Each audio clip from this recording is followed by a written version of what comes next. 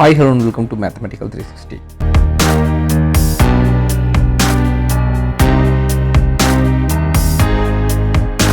இந்த வீடியோவில் நீங்கள் பார்க்க போகிற சப்ஜெக்ட் வந்து பார்த்தீங்கன்னா மேல்நிலை முதலாம் ஆண்டு +1 கணிதவியல். இந்த சப்ஜெக்ட் தான் பார்க்க போகிறீங்க. இன்றைக்கி நான் பார்க்க போகிற சாப்டர் வந்து பார்த்தீங்கன்னா அத்தியாயம் 12 நிகழ்தகவு கோட்பாடு ஒரு அறிமுகம், இன்ட்ரோடக்ஷன் டு ப்ராபபிலிட்டி தியரி. இந்த சாப்டர் தான் பார்க்க போகிறோம். இன்றைக்கி நம்ம பார்க்க போகிற டாபிக் வந்து பார்த்தீங்கன்னா பேயிஸின் தேற்றம், பேயிஸ் தியரம். பேயிஸ் தியரம்னு சொல்லிட்டு என்னென்னு லாஸ்ட் வீடியோவில் பார்த்துருக்கோம், அந்த டிகான் லிங்க் டிஸ்கிரிப்ஷனில் கொடுத்துருக்கேன். ஸோ இந்த பேயிஸ் தியரம் பேஸ் பண்ண ப்ராப்ளம்ஸ் தான் வந்து பார்த்தீங்கன்னா இந்த வீடியோவில் நான் பார்க்க போகிறோம்.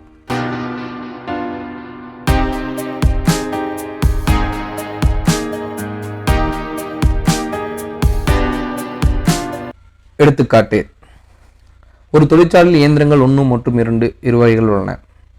இயந்திரம் 1 தொழிற்சாலை உற்பத்தியில் 40% தயாரிக்கிறது. அதாவது ஒரு இண்டஸ்ட்ரியில் வந்து பார்த்தீங்கன்னா 2 மிஷின்ஸ் இருக்குது. ஒரு மிஷின் வந்து பார்த்தீங்கன்னா 40% ப்ரொடக்ஷன் எடுக்குது. செகண்ட் இயந்திரம் 2 உற்பத்தியில் 60% தயாரிக்கிறது. செகண்ட் மிஷின் 60% எடுக்குது ப்ரொடக்ஷன். இயந்திரம் 1 மூலம் உற்பத்தி செய்யப்பட்ட பொருளில் 4% குறைபாடு உள்ளதாகும். அதாவது ஃபஸ்ட்டு மிஷினில் வந்து பார்த்தீங்கன்னா 4% வந்து பார்த்தீங்கன்னா டிஃபெக்ட் இருக்குது காம்பனண்ட்டில். இயந்திரம் 2 உற்பத்தி செய்யப்பட்ட பொருளில் 5% குறைபாடு உள்ளது. ஸோ அதே மாதிரி செகண்ட் மிஷினில் 5% வந்து குறைபாடு இருக்குதுன்னு சொல்கிறாங்க. உற்பத்தி செய்யப்பட்ட பொருள்களிலிருந்து சமவாய்ப்பு முறையில் தேர்ந்தெடுக்கப்பட்ட ஒரு பொருள்கள் குறைபாடு உள்ளதாக இருப்பின், அதாவது இந்த மாதிரி 2 மிஷினில் ஏதாச்சும் ஒரு பொருள் வந்து எடுக்கும்போது அது குறைபாடு உள்ளதாக இருக்குன்னு வச்சுங்களேன். அப்பொருள் இயந்திரம் 2 உற்பத்தி செய்வதற்கான நிகழ்தகவு யாது? அதாவது வந்து பார்த்தீங்கன்னா இயந்திரம் 2 வந்து எடுக்கிற பொருள் வந்து டிஃபெக்டாக இருக்கணும் அப்படிங்கிறது நிகழ்தகவு கேட்குறாங்க. ஸோ முந்தைய எடுத்துக்காட்டு வேணும்னு பார்க்கவும். ஸோ இப்போ பார்த்தீங்கன்னா இதில் என்ன மீன் பண்ணுறாங்கன்னா, நமக்கு செகண்ட் மிஷினில் கிடைக்கிற ப்ராடக்டாக இருக்கணும் எடுக்கிற ப்ராடக்ட்னு சொல்கிறாங்க. அதாவது இது ஒரு சார்பு, அதாவது ஒரு சார்புநிலை நிகழ்தகவுன்னு என்னென்னு சொல்லி பார்த்துருக்கோம். ஸோ அது பேஸ் பண்ண மாதிரி 2 ப்ராபபிலிட்டி கம்பேர் பண்ணி அதில் ஒரு கண்டிஷன் கொடுத்துருக்காங்க. ஸோ அப்போ சார்புநிலை நிகழ்தகவு தான் இது. ஸோ அந்த டிகான் லிங்க் டிஸ்கிரிப்ஷனில் கொடுத்துருக்கேன். ஸோ அதை பார்த்தீங்கன்னா சார்புநிலை நிகழ்தகவுன்னா என்னென்னு உங்களுக்கு புரியும். தீர்வு: A1 மற்றும் A2 முறையே இயந்திரங்கள் 1 மற்றும் 2 உற்பத்தி செய்யப்பட பொருள் நிகழ்ச்சி என்க. அதாவது A1 A2 வந்து பார்த்தீங்கன்னா நிகழ்ச்சி A1 A2 வந்து ஃபஸ்ட் மிஷின் செகண்ட் மிஷினோட நிகழ்ச்சின்னு அர்த்தம். B என்பது குறைபாடுள்ள ஒரு பொருளை தேர்ந்தெடுக்கப்படுகிற நிகழ்ச்சி. அதாவது Bங்கிறது வந்து பார்த்தீங்கன்னா நம்ம எந்த ப்ராடக்ட் செலக்ட் பண்ண போகிறோமோ, அது டிஃபெக்டான ப்ராடக்ட் ஒன்று செலக்ட் பண்ணுறதுனால அந்த ப்ராடக்ட்டுக்கான நிகழ்ச்சின்னு சொல்கிறோம். ஸோ அப்போ அவங்க கேட்ட கொஸ்டின் வந்து பார்த்திங்கன்னா அந்த செகண்ட் மிஷினில் அப்படிங்கிறனால தான் A2ங்கிறத நிகழ்ச்சி probability of A2 divided by B அப்படிங்கிறது. ஸோ இது எப்படி வந்துச்சுன்னா அந்த சார்புநிலை நிகழ்தகவு வீடியோ பார்த்தீங்கன்னா உங்களுக்கு புரியும். ஸோ என்ன கேட்டோம்னா 2வது மிஷினாக இருக்கணும் அந்த குறைபாடு உள்ள பொருள். ஸோ குறைபாடு உள்ள பொருள் டிவைட் பையில் இருக்குது. A2ங்கிறது வந்து பார்த்திங்கன்னா அந்த செகண்ட் மிஷினோட நிகழ்ச்சி. ஸோ இப்போ ப்ராப்ளம் சொல்யூஷன் பார்க்கும்போது புரியும். ஸோ இது டைரக்டிவ் ரெப்ரசன்டேஷனில், அதாவது A1 மிஷினுக்கு மேலே இருக்குது, A2ங்கிறது கீழே இருக்குது. ஸோ Sங்கிறது மொத்தம் இது. ஸோ இப்போ Bங்கிற நிகழ்ச்சி, அதாவது இதில் இருக்க பொருளும் இருக்குது, இதில் ஒரு டிஃபெக்டான பொருளும் இருக்குது. ஸோ இப்போ இது எடுக்கிறது Bங்கிற ஒரு நிகழ்ச்சின்னு வச்சுங்களேன். எடுக்கிற ஏதாச்சும் ஒரு பொருள் அது Bயாக இருக்கணும்னு கண்டிஷன் கொடுத்துருக்காங்க. So diametrical representation. Probability of A1, அதாவது வந்து பார்த்தீங்கன்னா ப்ரொடக்ஷன் A1 எடுக்கிறது சொல்லிட்டாங்க. அதனால தான் வந்து ப்ராபபிலிட்டி ஆஃப் A1 வந்து 0.4. Probability of A2 0.6. ஏன்னா பர்சன்டேஜ் வந்து வேல்யூஸில் கன்வெர்ட் பண்ணிங்கன்னா டிவைட் பை 100, அதனால் போட்டிங்கன்னா 0.6ன்னு சொல்லி வரும். ஸோ டிஃபெக்ட்னு மீன் பண்ணாங்க பார்த்தீங்களா, அதாவது Bங்கிறது வந்து பார்த்தீங்கன்னா டிஃபெக்டான ப்ராடக்ட்னு நம்ம ஆல்ரெடி நிகழ்ச்சின்னு சொல்லிட்டோம். Divide by A1 probability of B/A1. A1ங்கிறது பார்த்தீங்கன்னா A1 மிஷினில் என்ன டிஃபெக்டாக இருக்குது அப்படின்னு பார்த்தீங்கன்னா 4%, அதாவது அது பர்சன்டேஜ் வேல்யூ கன்வெர்ட் பண்ணி 0.04. ப்ராபபிலிட்டி ஆஃப் B/A2, அதாவது A2ங்கிறதுல எந்த பொருள் டிஃபெக்டாக இருக்கோ அதுக்கும் வந்து பார்த்தீங்கன்னா 5% சொல்லிக்கலாம், 0.05. ஸோ இது சார்புநிலை நிகழ்தகவு. ஸோ அது பார்த்தீங்கன்னா இது எப்படி உங்களுக்கு வந்துச்சுங்கிறது புரியும்.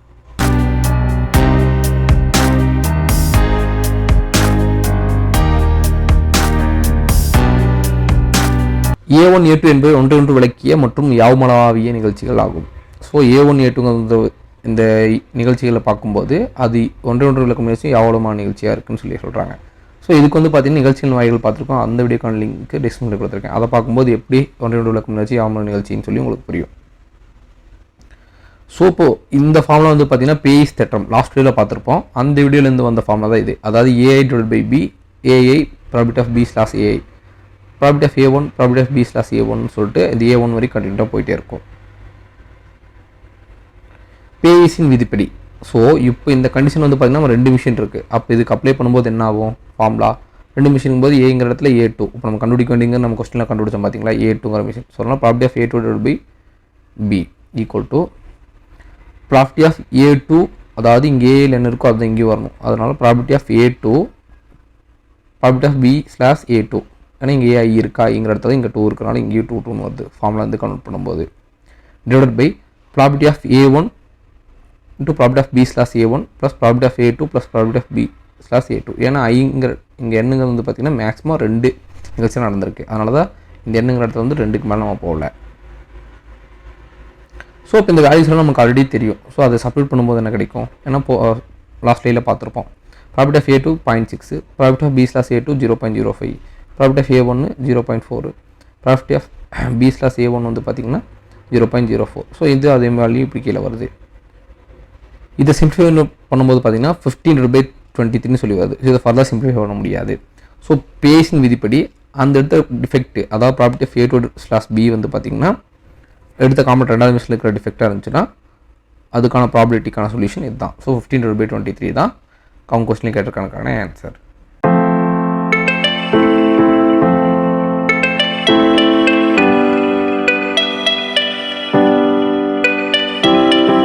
இன்னொரு எடுத்துக்காட்டு ஒரு அலுவலகத்தில் XYZ ஆசிரியர்கள் அலுவலகத்தின் தலைமை ஆசிரியராக பொறுப்பேற்பதற்கான வாய்ப்புகள் முறையே 4:3 என்ற விகிதத்தில் அமைந்துள்ளன. அதாவது வந்து பார்த்திங்கன்னா ஒரு ஆஃபீஸில் வந்து பார்த்திங்கன்னா 3 XYZங்கிற 3 பேருக்கு வந்து பார்த்திங்கன்னா ஹெட்டு அதாவது ஹெட்டாக இருக்கான சான்சஸ் இருக்குது. அது வந்து ரேஷியோவில் கொடுத்துருக்காங்க 4:3ன்னு சொல்லிட்டு. ஸோ XYZ மற்றும் Z தலைமையாளர்கள் பொறுப்பேற்பன் போனஸ் திட்டத்தை அமல்படுத்துவதற்கு நிகழ்த்தகவல் முறையே. ஸோ இந்த 3 பேருக்கு போனஸ் வந்து பார்த்திங்கன்னா 0.3 0.5 0.4 ஆகும் அப்படின்னு சொல்லி சொல்கிறாங்க. நிகழ்த்தகவல் முறை அதாவது நிகழ்த்தகவல்னு அவங்களே கொடுத்துட்டாங்க. அலுவலகத்தில் போனஸ் திட்டம் அறிமுகப்படுத்தப்பட்ட பின் Z தலைமுறையாக நியமனம் செய்வதற்கான நிகழ்த்தகவல் காண்க.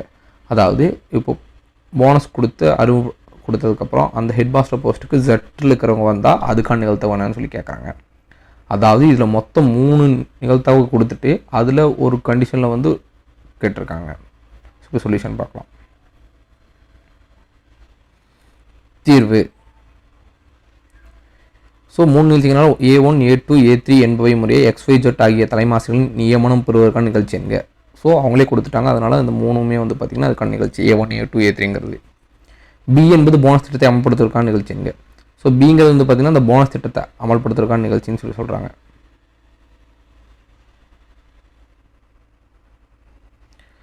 ஸோ ப்ராப்பர்ட்டி ஆஃப் A1 அவங்க கொடுத்துட்டாங்க. அதாவது இப்போ 4:3ன்னு கொடுத்துருக்காங்க பார்த்தீங்களா.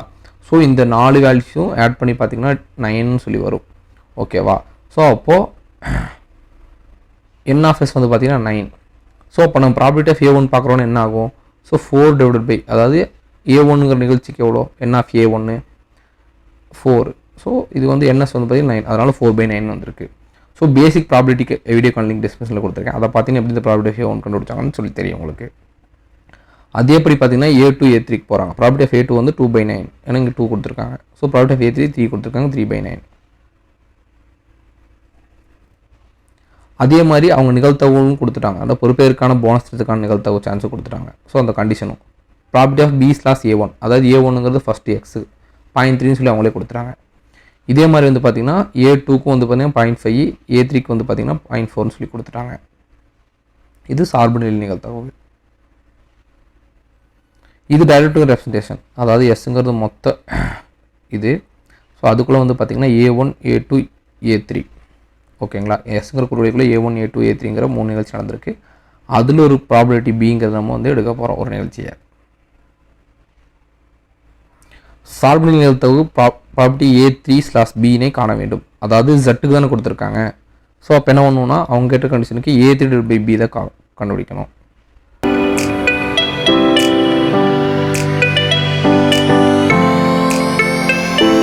A1 A2 A3 நிகழ்ச்சிகளை பார்க்கும்போது ஒன்றொன்று விளக்கிய மற்றும் யாவமான நிகழ்ச்சிகள். ஸோ அப்படி இருக்கும்போது பேஸ் தேட்டத்தின் படி பேஸ் ஃபார்முலா தெரியுமா. அதாவது 3 இருந்துச்சுன்னு என்ன ஆகும் இங்கே A3 slash B A3 property of B slash A3. அதே மாதிரி இங்கே A1 B ஸ்லாஷ் A1 மாதிரி A2க்கும் வருதும் A3க்கும் வரும். ஸோ ஃபார்முலா வந்து எவ்வளோ ப்ராபிலிட்டி இருக்கோ அதுக்கு தகுந்த மாதிரி நம்ம கன்வெர்ட் பண்ணிக்கணும். எவ்வளோ A1 நிகழ்ச்சி இருக்கோ அதுக்கு தகுந்த மாதிரி ஃபார்முலா கன்வெர்ட் பண்ணிக்கணும். ஸோ அப்போ ப்ராப்பர்ட்டி ஆஃப் A3 நமக்கு தெரியும் 3/9. ஸோ ப்ராபபிலிட்டி பி ஸ்லாஸ் ஏ 3 தெரியும் 0.4. ஸோ இதுவும் தெரியும் 4/0.3. அதே மாதிரி ப்ராபபிலிட்டி ஏ2 2/9, ப்ராபபிலிட்டி பி ஸ்லாஸ் ஏ2 0.5. ஸோ இந்த வேல்யூ இப்போ தான் பார்த்தா அப்படியே வந்துடும். இதை சிம்பிளிஃபை பண்ணிங்கன்னா 12/34 வருது. இதை சிம்பிளிஃபை பண்ணலாமா? அதாவது 6 டைம்ஸு இது 1 6 6/16 சிம்பிளிஃபை பண்ணலாமா? அதாவது 6/17 சாரி. அப்போ என்ன வரும்? ஸோ இந்த ஃபர்தர் சிம்பிளிஃபை பண்ணும்போது 6/17. தேர்ஃபோர் அவங்க கேட்ட அந்த Z வேல்யூக்கான நிகழ்த்து வந்து பார்த்திங்கன்னா ப்ராபபிலிட்டி A3/Bக்கு வந்து பார்த்திங்கன்னா 6/17. ஸோ கொஸ்டினில் கேட்டதுக்கான ஆன்சர் இது தான்.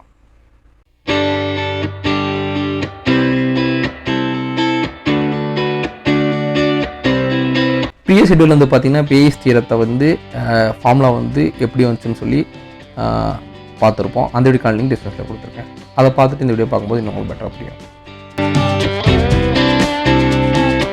Thanks for watching.